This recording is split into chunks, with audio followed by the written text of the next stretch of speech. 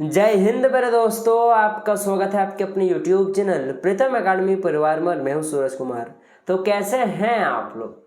I hope कि आप लोग अच्छे होंगे, साथ ही साथ स्वस्थ होंगे। तो बेसिकली ये वीडियो उन बच्चों को टारगेट कर बनाया गया है जो क्लास 8 में पढ़ते हैं और 13 सितंबर के लिए साइंस के वीकली टेस्ट का तैयारी करना चाहते हैं।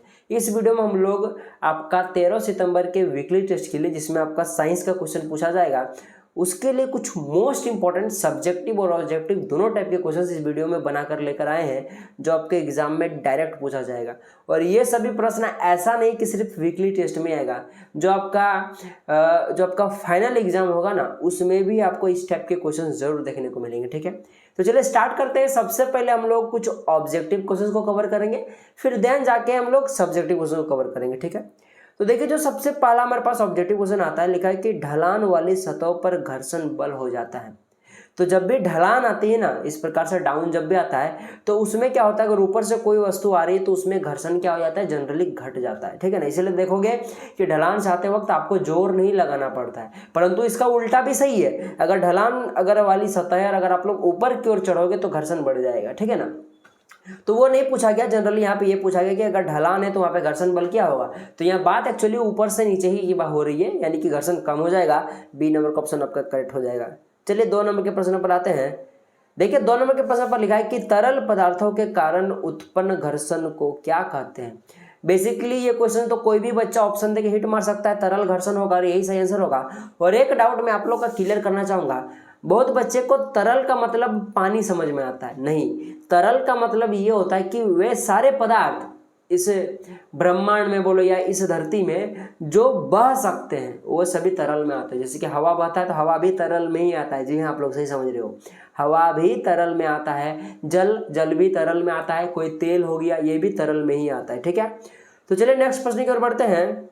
3 नंबर के प्रश्न पर लिखा है कि किस घर्षण की अपेक्षा सर्पी घर्षण कम होता है। यानी कि किस घर्षण की अपेक्षा सर्पी घर्षण कम होता है। यानी यहाँ बहुत सारे घर्षण के एग्जाम्पल आपको दिख रहा होगा। स्थैतिक घर्षण एक लिखा होगा, लोटनिक घर्षण, और एक लिखा है दोनों, और एक में लिखा है कि दोनों में से कोई नहीं।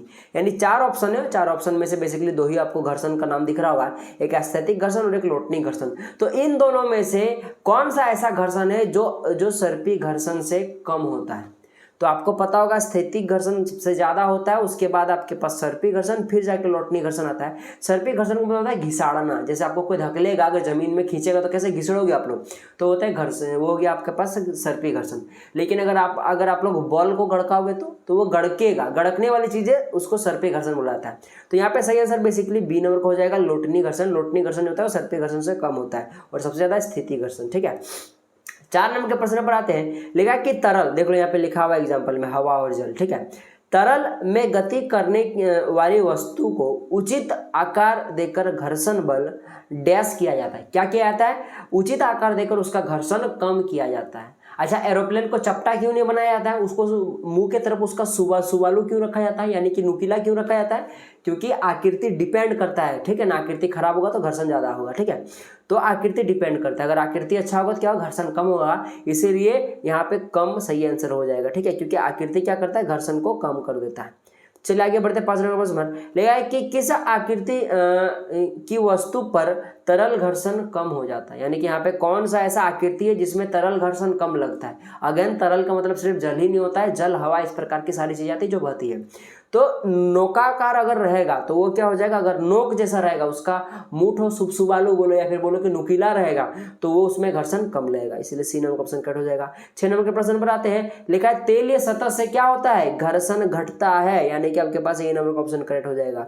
ठीक है, सॉरी, चलिए आगे बढ़ते, थोड़ा सर्दी है। लिखा है कि बर्फ पर चलने पर आप फिसल जाएंगे क्योंकि बर्फ की सतह का घर्षण कम होता है। याद रखिए बात, शून्य नहीं होता है, शून्य जो भी मारोगे गलती हो जाएगी, क्योंकि ब्रह्मांड में कोई भी ऐसा चीज नहीं है जहाँ पे घर्षण शून्य होता है। ठीक है, कुछ ना कुछ घर्षण रहेगा ही, तो सबसे कम होता है आपके पास बी नंबर का ऑप्शन आपके पास करेक्ट हो जाएगा, या फिर कम होता है, यही करेक्ट हो जाएगा। 8 नंबर के प्रश्न पर आते हैं। लिखा है कि घर्षण हमेशा क्या होता है, हानिकारक, लाभदायक, ना हानिकारक ना लाभदायक, कुछ मामले में हानिकारक तो कुछ मामले में लाभदायक। जी हाँ, कुछ मामले में हानिकारक होता है तो कुछ मामले में लाभदायक होता है, डी नंबर का ऑप्शन करेक्ट हो जाएगा। और कैसे कुछ मामलों में हानिकारक होता है और कुछ मामलों मामलों में लाभदायक होता है। इसका क्वेश्चन आपके एग्जाम में आएगा, बहुत इंपॉर्टेंट है। और बाकी बेसिकली इस वीडियो में भी आपको ये वाला आंसर मिलेगा क्योंकि इसका क्वेश्चन है, आगे चल के देखोगे आप लोग। बॉल बेरिंग के उपयोग से क्या होता है, घर्षण घटता है।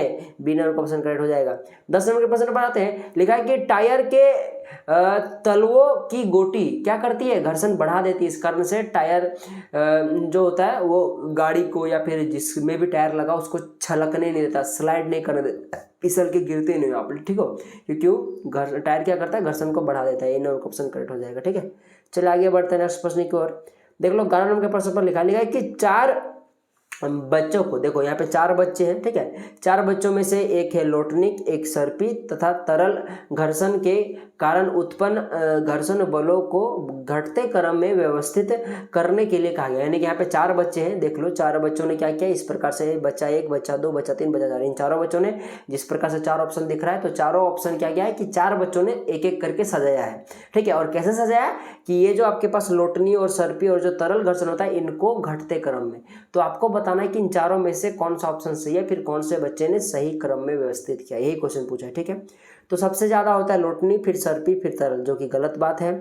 सबसे ज्यादा अगर होता है तो वो होता है आपके पास देखा जाए तो सर्पी होता है, फिर लोटनी होता है, फिर तरल होता है। तो सी नंबर ऑप्शन आपके पास करेक्ट हो जाएगा, ठीक है। किसी को घिसाड़ना, फिर गड़काना, फिर तरल, यानी हवा में तो नॉर्मली उतना घर्षण होता ही नहीं है, ठीक है। तो यही सही आंसर हो जाएगा, सी नंबर वाला। चलिए 12 नंबर का प्रश्न बनाते हैं। देखिए घर्षण को कम करने वाले पदार्थ को क्या कहते हैं, स्नेहक कहते हैं। बी नंबर का ऑप्शन करेक्ट हो जाएगा। 13 नंबर के प्रश्न बनाते हैं। लिखा है लोटनिक घर्षण के कारण उत्पन्न लाभ है। तो लोटनिक घर्षण में क्या होता है, घर्षण कम होता है, ठीक है, लोटनिक वाली वस्तु क्योंकि वो गड़कता है, सीधा सीधी बात है। तो आपके पास बी नंबर का ऑप्शन करेक्ट हो जाएगा।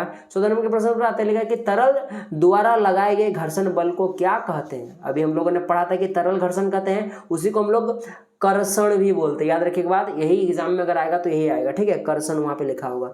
चलिए आगे बढ़ते हैं 15 नंबर के प्रश्न पर, जो कि हमारा ऑब्जेक्टिव का लास्ट प्रश्न है। लिखा है कि किसी रुकी हुई वस्तु को विराम से गति की अवस्था में लाने के लिए घर्षण के समाप्त करने तक वस्तु पर लगाया जाने वाला बल किस घर्षण की माप होती है।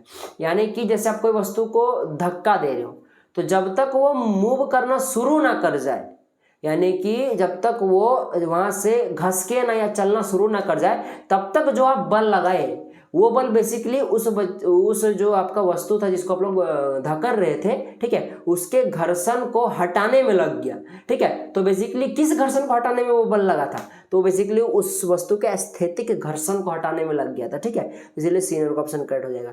चलिए अब कुछ हम लोग सब्जेक्टिव क्वेश्चन को करते हैं। देख लो सबसे पहला क्वेश्चन आपके पास लिखा हुआ है यहाँ पे, 2 एक समान धातु के टुकड़े हैं। मान लो कोई 2 एक समान धातु के टुकड़े, एकदम सब कुछ समान है, रंग रूप साइज सब समान है, ठीक है। एक को सैंड पेपर, सैंड मतलब जिसको सरेस पेपर बोलते हैं रे, जिससे रगड़ा जाता है, ठीक है, सैंड पेपर से, और दूसरे को साधारण कागज से रगड़ा गया। जिस टुकड़े को सैंड पेपर से रगड़ा गया वह दूसरे टुकड़े की अपेक्षा अधिक चमक रहा है, कारण बताइए।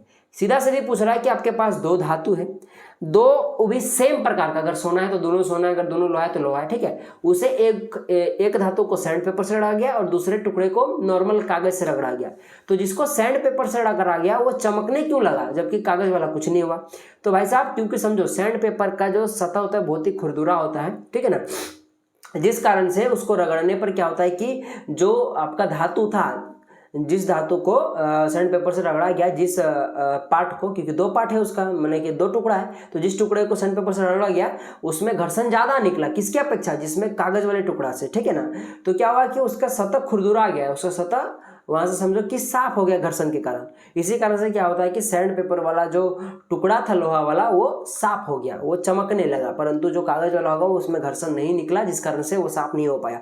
तो वही लिखा है कि साधारण कागज के धातु के टुकड़े को रगड़ने की अपेक्षा सैंड पेपर के धातु के टुकड़े को रगड़ने पर अधिक घर्षण बल अनुभव होगा। जाहिर सी बात है, सैंड पेपर में रगड़ोगे तो अधिक घर्षण बल होगा कागज से रगड़ने पर, वही चीज लिखा हुआ है, ठीक है। और इसीलिए धातु के टुकड़े की ऊपरी निष्प्रभ सतह, यानी कि जो सबसे फर्स्ट वाला जो स्टार्टिंग वाला सतह होता है, जिसे छूने से जो आपका टच होगा वो वाला सतह की बात चल रही है, सैंड पेपर से रगड़ने पर हट जाती है क्योंकि घर्षण इसमें ज्यादा होता है, और धातु के टुकड़े में अधिक चमक हो जाता है, किसकी अपेक्षा, उस कागज में रगड़ने वाले अंश की अपेक्षा, ठीक है। तो वही चीज लिखा हुआ है। 2 नंबर के प्रश्न पर आते हैं कि वर्णन कीजिए घर्षण किस प्रकार शत्रु एवं मित्र दोनों है। यानी कि घर्षण किस प्रकार हमारा शत्रु भी है और मित्र भी, दोनों आपको ये वाला क्वेश्चन का आपको जवाब देना है, ठीक है। और बहुत ही इंपॉर्टेंट प्रश्न है, ये आने वाला प्रश्न है, ठीक है। तो देख लो, घर्षण शत्रु और मित्र दोनों होते हैं, जिसमें से शत्रु कब होते हैं सबसे पहले उसके बारे में जानते हैं। देख लो, जैसे कि घर्षण के कारण क्या होता है, मशीनों के कल पुर्जे घिस जाते हैं। जैसे बाइक अगर 15-20 साल हो जाता है तो आपको एक बार इंजन उसको बंधवाना पड़ता है, क्योंकि इंजन के सारे पार्ट्स घिस जाते हैं, ठीक है। उसी प्रकार से घर्षण के कारण चप्पल जूते भी घिस जाते हैं। सोचो अगर घर्षण नहीं होता तो चप्पल जूता घिसता ही नहीं, ठीक है। अच्छा, एक बार अगर आप लोग बाइक लेते तो सालों साल चलता है, वो कुछ घिस भी नहीं करता, उसका इंजन खराब ही नहीं होता, सीधी सीधी बात है। उसी प्रकार से देख लो कि घर्षण के कारण मशीनों में टूट फूट होती है, जाहिर सी बात है। जब वो रगड़ाता ज़्यादा है तो वो पतला हो जाता है, टूट जाता है, फिर गर्म होने के कारण टूट जाता है, ठीक है। गाड़ी के टायर वगैरह घिस जाते हैं। सोचो अगर घर्षण नहीं होता तो वो घिस भी नहीं करता, ठीक है। अच्छा, उसके बाद घर्षण के कारण ऊर्जा का अवयव होता है, यानी कि घर्षण के कारण बहुत ज़्यादा ऊर्जा फालतू का भी वेस्ट हो जाता है। जैसे अगर आप लोग बाइक चलाते हो, देखोगे इंजन गर्म होता है। सोचो अगर इंजन वो गर्म नहीं होता, जो गर्म होकर जो इंजन उसका एनर्जी जो वेस्ट हो जाता है, अगर मान लो वो गर्म नहीं होता, वो एनर्जी पूरा का पूरा एनर्जी अगर वो चक्का को घुमाने में लगाता इंजन, तो गाड़ी कितना स्मूथ चलता, सोच के देखो। और कितना ज़्यादा देर तक वो माइलेज देता, सोच के देखो, कितना ज़्यादा दूरी तक। लेकिन ऐसा होता नहीं ना, ठीक है। अब बात रहा कि ये सभी तो आप लोगों ने देखा कि ये सब तो नुकसान है, परंतु भाई साहब इसके फायदे भी बहुत ज़्यादा है, ठीक है। नुकसान से ज़्यादा फायदा है। घर्षण के बिना आप जिंदा रह ही नहीं सकते, सीधा सीधी मैं बात बताता हूँ। वही चीज़ लिखा हुआ है, देख लो घर्षण मित्र कैसे। देखो, घर्षण हमें चलने में, खड़ा रहने में, लिखने में सहायता प्रदान करता है। सोचो, घर्षण नहीं रहता, नहीं हम लोग चल पाते, नहीं हम लोग खड़ा रह पाते, नहीं लिख पाते, तो फिर क्या होता सोच के देख लो, आप लोग खुद सोच सकते हो, ठीक है।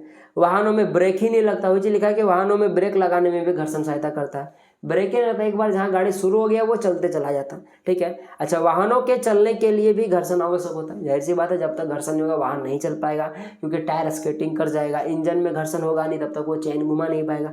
सब ले दे के घर्षण पे ही खत्म हो जाता है, ठीक है। तो बिना घर्षण का आप कुछ भी नहीं कर सकते। तो बोलोगे सर तो नुकसान भी तो है ना, तो नुकसान है, परंतु नुकसान अगर है तो उससे लाख गुना ज़्यादा फायदा है, ठीक है।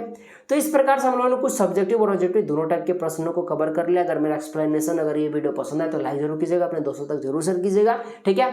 तो चलिए मिलेंगे अगले वीडियो में, तब तक के लिए जय हिंद, जय भारत और आपका दिन शुभ हो।